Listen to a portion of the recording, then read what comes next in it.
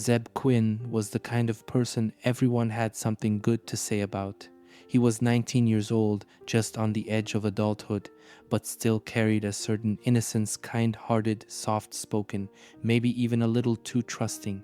Growing up in Asheville, North Carolina, Zebb had a quiet life. He was close to his mother, Denise Vlahakis, and despite his small circle of friends, he was well liked. He worked at Walmart, putting in long shifts at the electronics department. It wasn't glamorous, but it was steady, and he had a plan. Zebb was saving up for something big, his first car, a Mitsubishi Eclipse.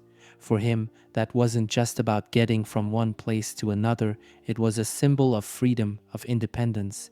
He'd even arranged to go look at one with a co-worker, Robert Jason Owens. Zebb wasn't the type to get into trouble.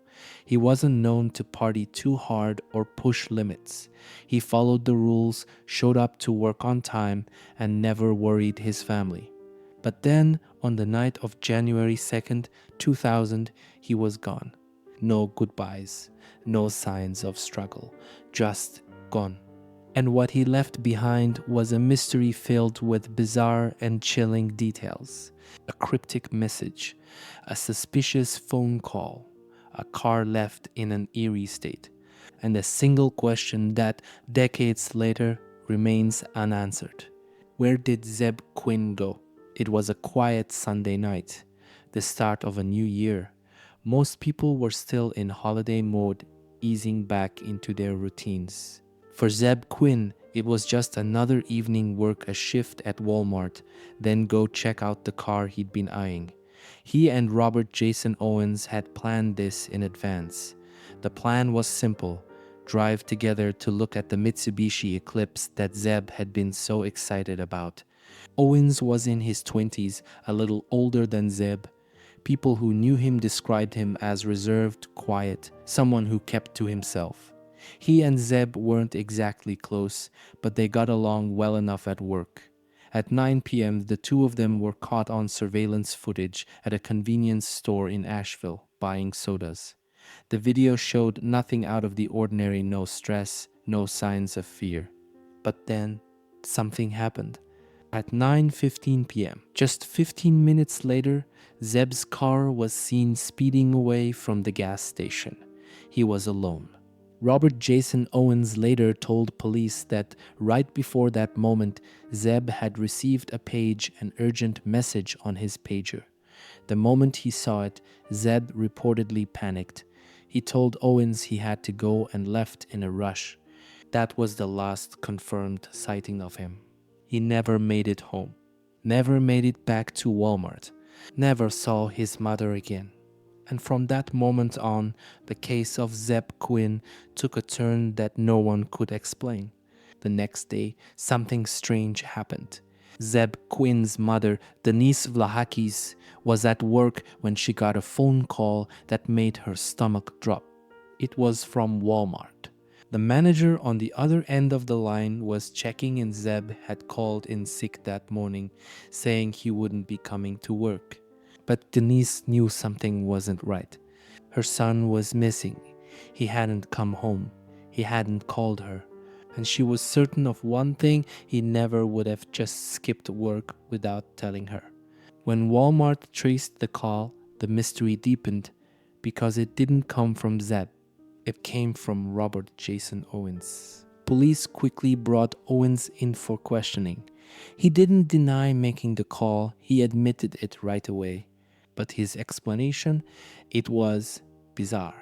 Owens claimed that after Zebb had sped off in a panic the night before, he received another message from him. In that message, Zebb supposedly asked him to call Walmart and say he was sick.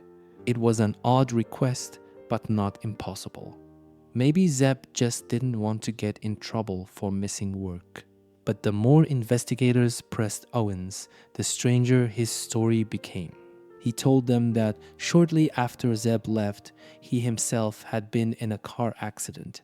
He said a vehicle came out of nowhere and rear-ended him hard enough to cause injuries. But when police checked, there was no record of an accident, no police report, no witnesses. No damaged vehicles reported in the area. And then there was the strangest part of all. Owen's injuries didn't look like something you'd get from a car crash. They were small, superficial, more like scratches. Scratches that almost looked like someone had attacked him, or like he had been in a struggle. And if that was true, the question wasn't just where Zebb Quinn had gone. It was who else might have been involved. 2 weeks had passed, 2 weeks with no answers. Then, on January 16th, 2000, police received a tip. Zebb Quinn's car, a Mazda Protege, had been found. It was parked in the lot of Little Pig's Barbecue, a restaurant a few miles from where he was last seen. At first glance, it might have looked like any other abandoned vehicle. But the moment investigators stepped closer, it was obvious something was wrong. For one, the car was locked, and the headlights had been left on. And then there were the things inside. A hotel key card, a plastic bottle, and the strangest of all, a live Labrador puppy. It didn't belong to Zebb. His family had never seen it before, so who put it there? And then there was the most disturbing detail. On the back windshield, someone had drawn a pair of lips in pink lipstick. It felt like a message, but what kind of message? A taunt? A clue? Zebb's wallet, his pager, his keys, none of them were inside. His car was there, but he wasn't. It felt staged, and the biggest question of all still loomed over everything. Where was Zebb Quinn? As investigators started digging into Zebb's personal life, they uncovered something unexpected. There was a girl. Her name was Misty Taylor, and according to those who knew him, Zebb was completely infatuated with her. She was 20 years old, pretty, outgoing. But there was one problem. Misty wasn't single. She was dating a man named Wesley Smith, and by all accounts, their relationship was toxic. Smith was jealous, controlling, the kind of boyfriend who didn't like other guys even looking at Misty. And Zebb, he wasn't just looking. Friends said he really liked Misty. Some believed he had even started seeing her in secret. And then there was the pager message, that urgent page that made Zebb panic and speed off into the night. It had come from Misty's home phone, but Misty swore she never sent it. Neither did her mother. So, who did? And was it meant to lure Zebb somewhere? Or was it a warning? It was the key moment in Zebb Quinn's disappearance, the turning point. At 9:15 p.m., standing in that gas station parking lot, Zebb checked his pager. He saw a message, something that sent him into a full-blown panic, something that made him abandon all his plans and speed off into the night. Police eventually got their hands on the pager records. They traced the message back to the home phone of Misty Taylor. That alone was unsettling. But when investigators questioned Misty, she swore she had never sent it. So did her mother. Neither of them had any idea how a message from their phone had ended up on Zebb's pager that night.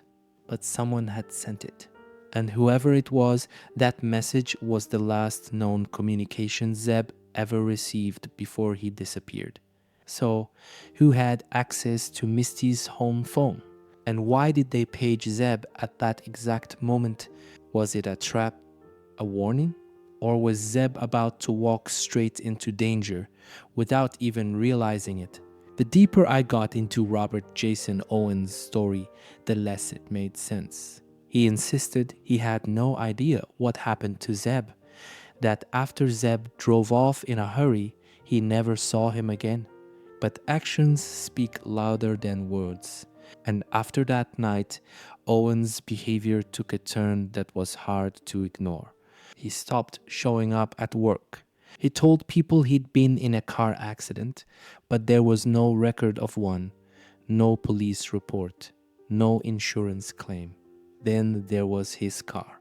People noticed that after Zebb's disappearance, Owens had started repainting his Ford pickup truck. New paint, new parts, new tires, almost like he was covering something up. And then the most disturbing detail. When police finally searched Owens' truck, they found something inside. Something chilling.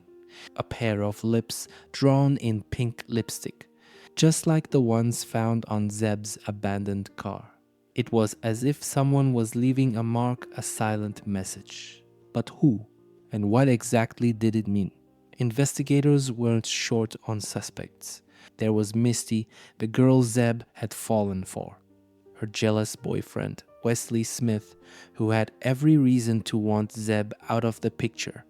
And then, of course, there was Robert Jason Owens, the last person to see Zebb alive. But suspicions alone weren't enough. Police questioned Misty. She stuck to her story. She had no idea why Zebb had been paged from her home phone. She swore she wasn't involved. They questioned Wesley Smith. He denied any connection to Zebb's disappearance. Maybe he was controlling, but was he capable of murder? And then there was Owens. They grilled him hard, but without a body, without clear evidence, without a confession. Police had nothing. Zebb Quinn had vanished into thin air, leaving behind a trail of eerie clues that led nowhere. His family waited. They searched. They pleaded for answers. But days turned into weeks. Weeks turned into months. And eventually, his case went cold. For years. Until something happened. Something no one saw coming.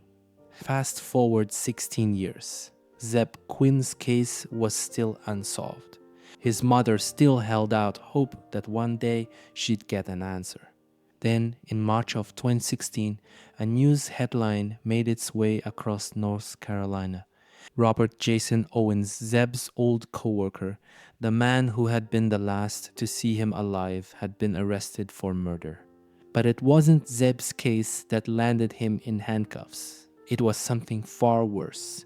Owens had killed an entire family, a husband, a wife, and their unborn child, brutally.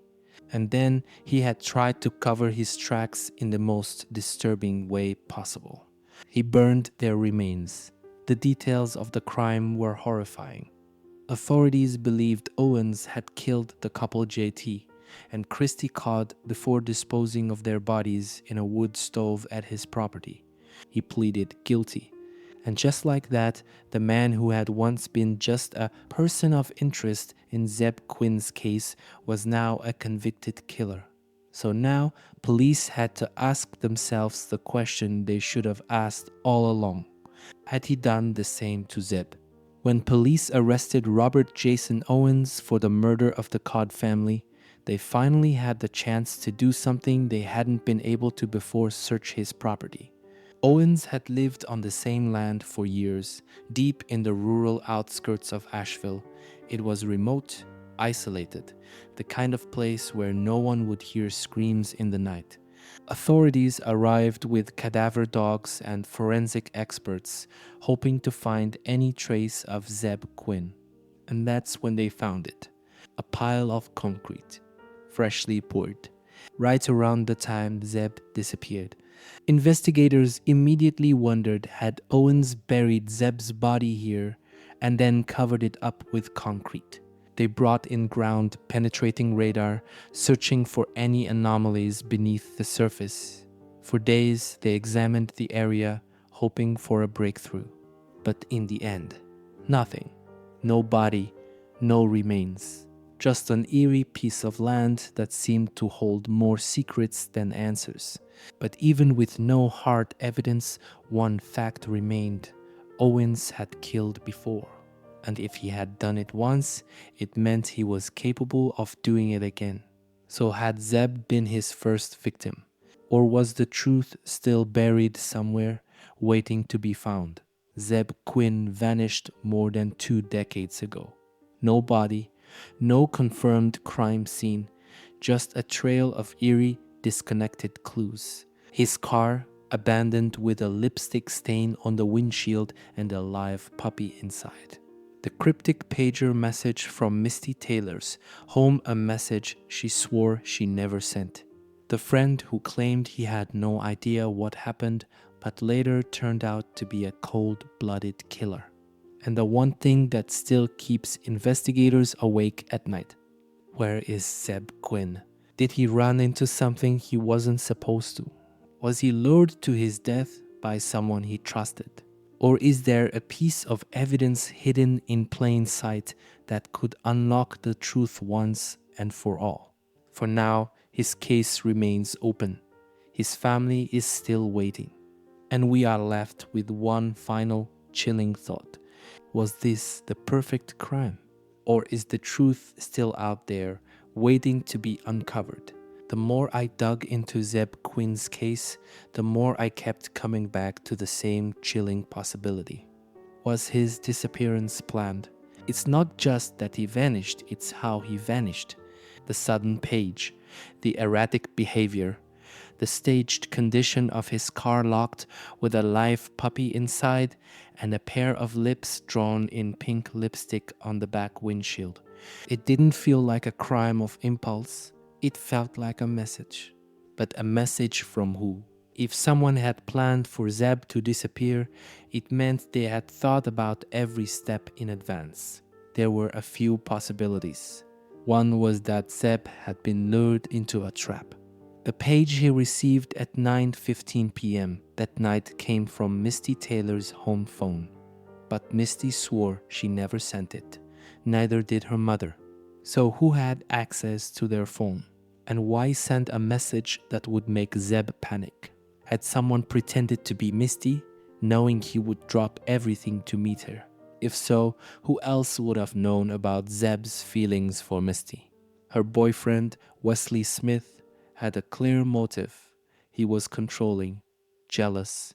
He hated the idea of Zebb being in Misty's life. Was the page a setup to get Zebb to an isolated location? If so, did the confrontation spiral out of control? Or was it something even more sinister? Could Zebb have stumbled upon something he was never supposed to see? Robert Jason Owens was the last person to see him alive. We know that 16 years later, Owens turned out to be a murderer, one who killed an entire family and then burned their remains. But had he done something similar before? After all, Owens had plenty of time to cover his tracks. If he had hurt Zebb that night, he had hours before anyone would suspect something was wrong. He had time to hide the evidence, to dispose of Zebb's body, to get rid of everything. And then, in the days that followed, he did something that still haunts investigators to this day.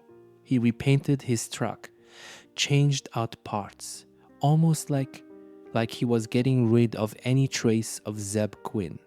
And the most unsettling part, the lipstick marking on Zebb's car, a pair of lips drawn on the back windshield, also appeared inside Owens' vehicle. It was as if someone had left a signature, a cryptic clue taunting those who were looking for answers. Had Zebb uncovered a secret? Had someone staged the entire thing to make him disappear? And if so, why after more than 20 years has the truth never surfaced?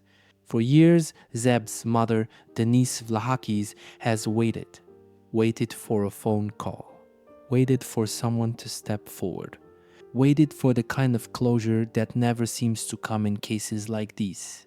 But all she has are questions. She never got to say goodbye to her son, never got an answer to the page that sent him into a panic, never got an explanation for the strange way his car was found with a lipstick stain, a puppy, and a hotel key card inside. She still doesn't know what Robert Jason Owens really knows, or if someone else, a jealous boyfriend, a secret enemy, was involved that night. All she knows is that Zebb Quinn left work on January 2nd, 2000 with plans to look at a car. And after that, he was never seen again. His case remains one of the most haunting unsolved mysteries in North Carolina's history. But if history has taught us anything, secrets don't stay buried forever. Maybe someone out there knows more than they've let on. Maybe the truth is still hidden, waiting to be uncovered. Or maybe, just maybe, the person responsible has spent more than 20 years living free, knowing exactly what happened to Zebb Quinn. And the question remains, will they ever be caught? Zebb Quinn's disappearance is the kind of case that lingers. Not just because of the eerie details, the lipstick on the car, the cryptic page, the suspicious friend with a violent past, but because after more than 2 decades, there are still no clear answers. No body, no confession. Just a young man who vanished into the night, leaving behind a trail of chilling clues and a family still waiting for the truth. Some believe Robert Jason Owens knows exactly what happened, that he took Zebb's life that night and disposed of the evidence so perfectly that no one would ever find it. But others wonder if this was bigger than one man. Was it a planned attack by someone who felt threatened by Zebb's connection to Misty Taylor? Was it a crime of passion, a confrontation that spiraled into something irreversible? Or did Zebb stumble upon something he was never meant to see? Maybe the key to solving this case isn't just in the past, but in the people who are still alive today. Someone out there knows more than they've admitted. Maybe it's Owens, maybe it's someone else entirely. But secrets like this don't stay hidden forever. And the only way Zebb's family will ever get justice is if the truth is finally exposed. So now I leave you with the one question that still haunts this case. Was this the perfect crime? Or is the truth still out there waiting to be uncovered? And what do you think really happened to Zebb Quinn? Let me know your thoughts in the comments. If you found this case as unsettling as I did, don't forget to like this video and subscribe for more deep dives into true crime's most chilling unsolved cases. Because somewhere out there, the next mystery is waiting to be told.